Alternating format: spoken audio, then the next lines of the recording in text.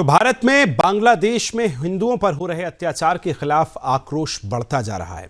आज मानवाधिकार दिवस के अवसर पर दिल्ली वासी चाणक्यपुर स्थित बांग्लादेश उच्चायोग तक विरोध मार्च निकाल रहे हैं। इस मार्च का मुख्य उद्देश्य बांग्लादेश में हो रही बर्बरता के खिलाफ आवाज उठाना है और इसका विरोध करना है। साथ ही बांग्लादेश उच्चायोग के राजनयिकों के साथ संयुक्त राष्ट्र और अंतर्राष्ट्रीय मानवाधिकार आयोग को ज्ञापन देने भी पहुंच रहे हैं। इससे पहले रविवार को देश भर के विभिन्न हिस्सों जैसे कि कश्मीर, कोलकाता में भी लोग सड़कों पर उतरकर प्रदर्शन कर चुके हैं, जहां उन्होंने बांग्लादेश में हो रही हिंसा और अत्याचार के खिलाफ अपनी आवाज उठाई थी। देश भर में हो रहे विरोध प्रदर्शन बांग्लादेश में हिंदू समुदाय के खिलाफ बढ़ती हिंसा, हमले और धार्मिक उत्पीड़न के खिलाफ भारत में गहरी चिंता और नाराजगी को प्रमाणित कर रहे हैं। तो देखिए तस्वीरें आपको दिखा रहे हैं किस तरह से बांग्लादेश एम्बेसी के बाहर तक लोग पहुंचे हैं, विरोध कर रहे हैं और इस्कॉन के पैम्पलेट्स, बैनर्स भी हाथ में रखे हुए हैं और विरोध हो रहा है। जिस तरह से ये देखिए 5 तस्वीरें आप देख रहे हैं। भोपाल, असम, अयोध्या, श्रीनगर, पश्चिम बंगाल यानी कश्मीर से कन्याकुमारी तक भारत के हिंदू अब एकजुट हैं और विरोध प्रदर्शन कर रहे हैं बांग्लादेश में अल्पसंख्यक हिंदुओं पे हो रहे प्रदर्शन को लेकर। ये तस्वीरें हम आपको दिखा रहे हैं, 5 तस्वीरें आपने देखी है किस तरह से विरोध प्रदर्शन जो है वो देश भर में किया जा रहा है। और आपको ये भी बता दें कि all eyes on Rafah, all eyes on फिलिस्तीन करने वाले लोग आज बांग्लादेश पर चुप हैं, मौन बैठे हैं और इसी को लेकर लोगों में नाराजगी भी है कि क्यों देश के लोग जो है वो हिंदुओं के लिए नहीं बोल रहे हैं। राजधानी भोपाल, मध्य प्रदेश की राजधानी, बड़ा प्रदर्शन यहाँ देखने को मिला। असम आप देख रहे हैं कि असम में किस तरह से लोग इकट्ठे हुए हैं। असम के साथ कई शहरों में, भारत के अलग अलग शहरों में जो है प्रदर्शन की तस्वीरें आपको हम दिखा रहे हैं कि किस तरह से देश भर में प्रदर्शन जो है वो किया जा रहा है।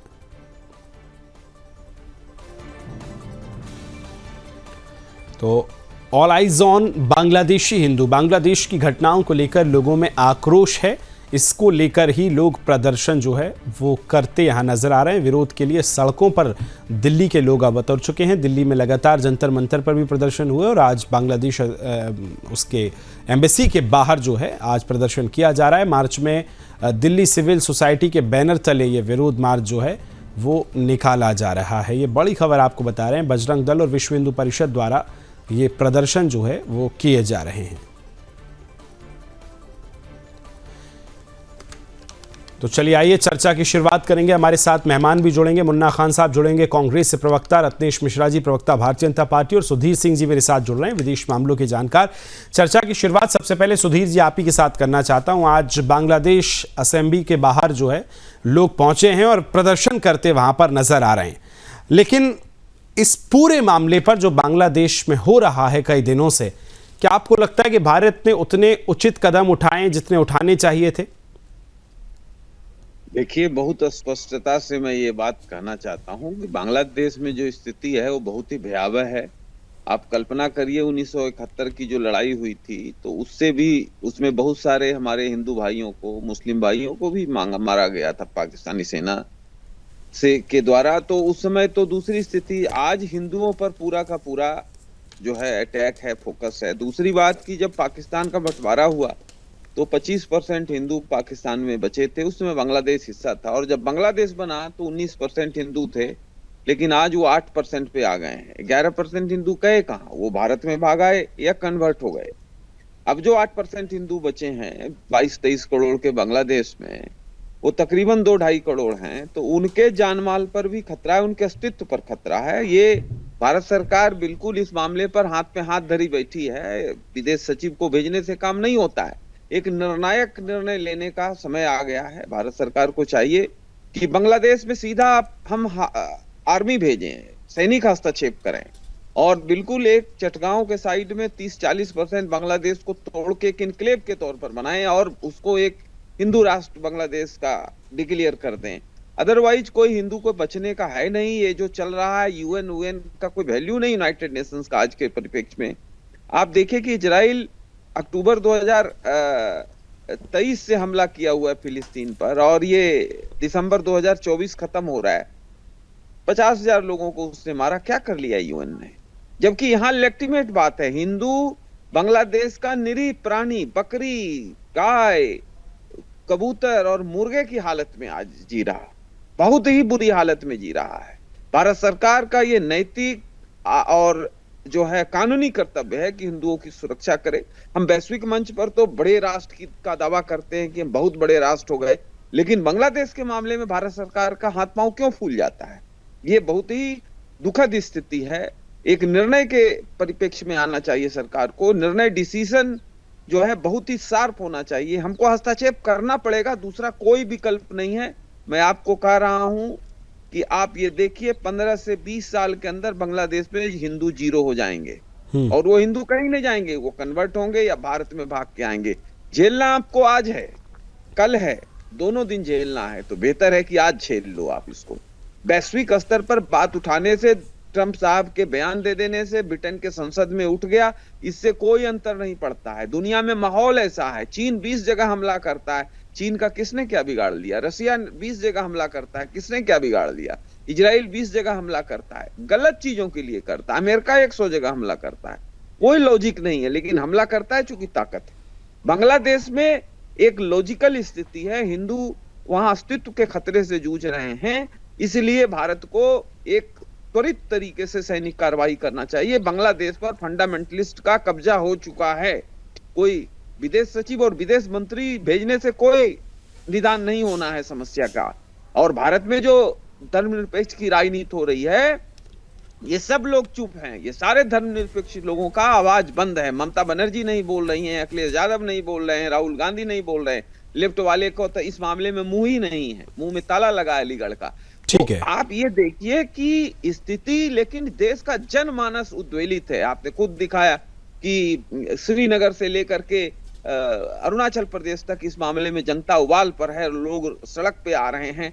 सरकार को निर्णय लेना होगा। इस तरह से बैठ के चुपचाप रहने से स्थिति पर हम नियंत्रण दुख व्यक्त करने से नहीं कर सकते। हम हिंदू भाइयों को हमें बचाना है, ये हमारा नैतिक कर्तव्य है। भारत सरकार को तत्काल सैनिक हस्तक्षेप करना। वाकई सुधीर जी, ये तमाम विषयों को बहुत गंभीरता से लेने की जरूरत है। दिनेश मिश्रा जी, सवाल आपसे है कि आज जो है बांग्लादेश एम्बेसी के बाहर बड़ी संख्या में लोग पहुंचे हैं, प्रदर्शन कर रहे हैं बांग्लादेश में हिंदू जो प्रताड़ित हो रहा है उनके लिए। क्या आपको लगता है कि जो उचित कदम उठाए जाने थे, यही सवाल मैंने सुधीर जी से किया तो उन्होंने भी विस्तार से बताया कि किस तरह हमें कठोर कदम उठाने होंगे, क्योंकि इस बार पूरे विश्व जो है भारत की तरफ निगाहें से देख रहा है कि जो अल्पसंख्यक वहां प्रताड़ित है उनकी कोई मदद कर सकता है तो सिर्फ भारत। लेकिन क्या उचित कदम हमें उठाए जाने थे जो उठाए गए हैं? विकास जी, आपको और साथी पैनलिस्टों को और देश की जनता को मेरी तरफ से जय श्री राम जी। देखिए विकास जी, चूंकि ये दो देशों के बीच का मामला है, डिप्लोमेटिक रिलेशंस को कंसीडर करते हुए हमें बातचीत करनी है। और लगातार विदेश मंत्री एस जयशंकर जी बांग्लादेश की स्थिति को मेजर कर रहे हैं, कंसीडर कर रहे हैं वहां पे क्या किया जा सकता है। अभी कुछ ऐसे परिवार हैं जो वहां से माइग्रेट करके आए भी हैं, त्रिपुरा में उनको रखा भी गया है, उनसे भी वहां की स्थितियों के बारे में पूछा जा रहा है, ये जाना जा रहा है कि क्या स्थितियां हैं वहां पे। और सरकार बिल्कुल हिंदुओं के लिए खड़ी होगी। पूरे विश्व में कहीं पे भी हिंदू के साथ अगर कोई अत्याचार होगा तो वो खड़ी होगी। और इसीलिए हमने 2014 में सरकार आने के बाद सीए में क्या कहते हैं संशोधन किया था, ताकि 2014 के पहले आने वाले धार्मिक रूप से अल्पसंख्यक लोगों को नागरिकता दी जा सके। तब यही कांग्रेस और विपक्ष उनका विरोध कर रहे थे कि भैया उनको काहे दे रहे हैं, क्यों दे रहे हैं। और सीए एनआरसी को लेकर कितना बड़ा आंदोलन दिल्ली में हुआ, आप सभी ने देखा था ब्रजेश जी। तो मुद्दा ये नहीं है कि हम सैन्य हस्तक्षेप करने का भी विचार करेंगे अगर जरूरत पड़ी, लेकिन सैन्य हस्तक्षेप आखिरी विकल्प होना चाहिए। एक हमारे साथ बहुत बड़ी दिक्कत ये भी आ रही है कि वहां पे कोई चुनी हुई सरकार नहीं है, जबरदस्ती कब्जा कर ली गई सरकार है वहां पर। तो हम बातचीत भी करें तो किससे करें? तो ये एक बहुत बड़ा इशू हमारे सामने आ रहा है। फिर भी वहां के लोगों के हितों को ध्यान में रखते हुए हम लगातार वहां पे देख रहे हैं कि वहां की स्थिति को पे निगाह हमारी दृष्टि बनी हुई है। और हिंदुओं को इवैक्यूएट करने के लिए और भारतीय मूल के लोगों को, चाहे वो सिख, जैन, बौद्ध कोई भी हो, उनको बचाने के लिए हमारी सरकार पूरी तरह कार्य करेगी। सर, आपने कहा कि लगातार सरकार काम कर रही है और जो उचित होगा हम करेंगे, लेकिन हर दिन जो वीडियोस आ रहे हैं वो वाकई चिंतित करते हैं। और फिर मैं वही शेर कहूंगा, पिछले 2 दिनों से ये शेर कोट कर रहा हूं मैं अपनी डिबेट्स में कि कौन जीता है तेरे जुल्फ के सर होने तक, हम खाक हो जाएंगे तुझे खबर होने तक। हर दिन वीडियोस आ रहे हैं, हर दिन वहां पर लोगों को प्रताड़ित किया जा रहा है। लेकिन मुन्ना खान साहब, सवाल यह है कि वो लोग डिप्लोमेसी को नहीं देख रहे हैं जहां छोटी छोटी बहन बेटियों की आबरूओं को नोचा जा रहा है सरेआम चौक चौराहों पर। आपको लगता है वो डिप्लोमेसी से मानेंगे वो लोग? जो लोग, साहब चलिए हिंदुओं को छोड़ दीजिए, जो प्रदर्शन कर रहे थे, जिन्होंने पूरी हिंसा की वो मुसलमान, वहां की तत्कालीन जो शेख हसीना थी वो मुसलमान, वो प्रदर्शनकारी, वो हिंसक कौम उस राष्ट्रपति भवन में गई, प्रधानमंत्री हाउस में गई, वहां के मुख्य हाउस में गई, शेख हसीना के अंतर वस्त्रों को लाके चौराहे पे टाक दिया उसी कौम ने। सर, वो डिप्लोमेसी की आप उनसे कल्पना कर सकते हैं क्या, मुन्ना खान साहब? देखिए, मैं साफ साफ कहना चाहता हूं, साफ शब्दों में, बांग्लादेश में अगर हिंदुओं पे अत्याचार हो रहा है तो उससे भारतीय जनता पार्टी को खुशी है, क्योंकि भारतीय जनता पार्टी की वोट बैंक जो वो बढ़ती जा रही है। बार बार ये हिंदुओं पे अत्याचार कह करके कहीं ना कहीं वोट बैंक की राजनीति कर रही है। मैं ये कह रहा हूं, अगर बांग्लादेश में हिंदुओं पे अत्याचार हो रहे हैं, हमारे भाई हैं, ये सरकार एक्शन क्यों नहीं ले रही? बहुमत से लबालब बड़ी सरकार को किसने रोका है? हमने रोका? आपने रोका? या देश के किसी जनता ने रोका? किसी ने नहीं रोका। सवाल ये है कि वोट बैंक की राजनीति के लिए जिस तरीके से घटनाएं बांग्लादेश में घट रही है, कहीं ना कहीं भारतीय जनता पार्टी को फायदा है। इसीलिए भारतीय जनता पार्टी चाहती है कि वोट बैंक की राजनीति होनी चाहिए और हिंदुओं को कटामार करना चाहिए। हिंदू मर रहे हैं, भारतीय जनता पार्टी के वोट बैंक बढ़ रहे हैं। हिंदुओं पर अत्याचार हो रहा है, भारतीय जनता पार्टी के वोट बैंक बढ़ रहे हैं। देखिए मुन्ना खान साहब, एक मिनट आपको रोकूंगा। देखिए, पॉलिटिक्स कुछ भी हो सकती है, भारतीय जनता पार्टी, कांग्रेस कुछ भी कहे, बहुत इतर है। यहां बात बहुत संवेदनशील मुद्दों पर है, और जब ऐसे बयान आप देते हैं कि ये जानबूझकर लोग करवा रहे हैं राजनीति के लिए, कम से कम उन हिंदुओं के लिए ऐसा मत करिए सर। वो हिंदू जो प्रताड़ित हो रहे हैं, राजनीति आपकी अलग विषय होगी, लेकिन इसी तरह के बयान जो है ये भविष्य के लिए अच्छे नहीं है। क्या लगता है आपको, रत्नेश मिश्रा जो कह रहे हैं कि बीजेपी जानबूझ के वहां हिंदुओं को पिटवा रही है? विकास जी, बात समझिए। देखिए क्या है, मैं सवाल पूरा जवाब 10 सेकंड चाहिए मुझे, जवाब पूरी कर लो। 10 सेकंड विकास जी, 10 सेकंड। रत्नेश जी की आवाज क्यों नहीं आ रही है? विकास जी 10 सेकंड। इनको 10 सेकंड दे दीजिए भाई। बोलिए मुन्ना खान साहब।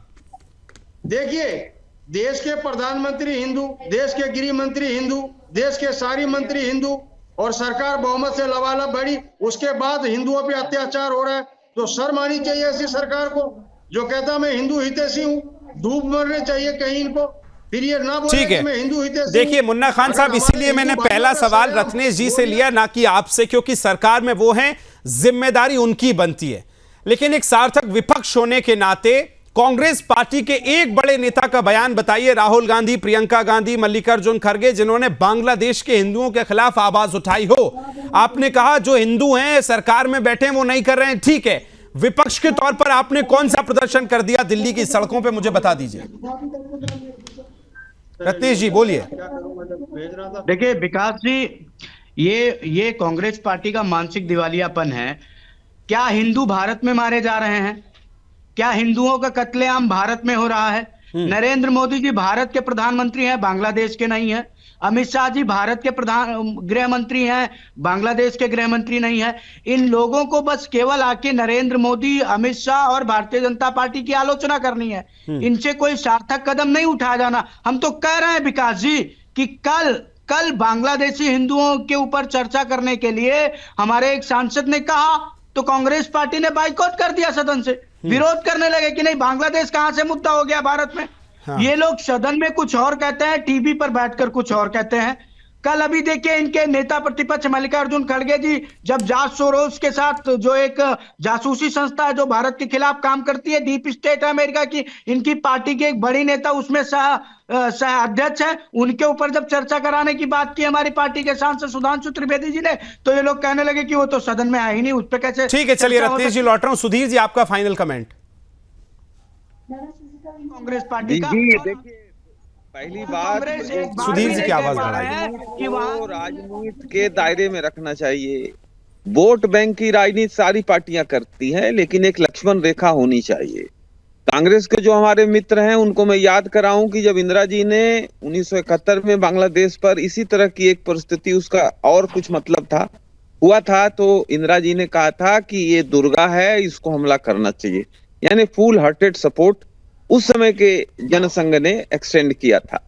भारतीय जनता पार्टी तो 1980 में आई। अब भारतीय जनता पार्टी पर मेरे जैसे लोगों का ये मानना है कि भारतीय जनता पार्टी सत्ता लोभी हो गई है, सत्ता के जो 19-20 होते हैं उसमें फंस गई है। आपको कोई नोबेल प्राइज नरेंद्र मोदी को नहीं मिलना है कि आप बड़े नेता हो गए हैं, दुनिया के 100 नेताओं से हाथ हिला रहे हैं। वाकई सुधीर जी, बांग्लादेश जिस तरह के से कदम हिंदुओं उठाने चाहिए थे, भारत सरकार को और सख्ती से कदम उठाने की जरूरत है। हालांकि विपक्ष के लिए भी मैं इतना कहूंगा कि जो ऑल आइज ऑन राफा करते थे, जो ऑल आइज ऑन फिलिस्तीन करते थे, जो ऑल आइज ऑन गाजा करते थे, आज बांग्लादेशी हिंदुओं को जब खबर देख रहे हैं तो चुपचाप बैठे हैं। सभी का बहुत बहुत धन्यवाद मेरे साथ चर्चा में जुड़ने के लिए। वक्त इतना ही था।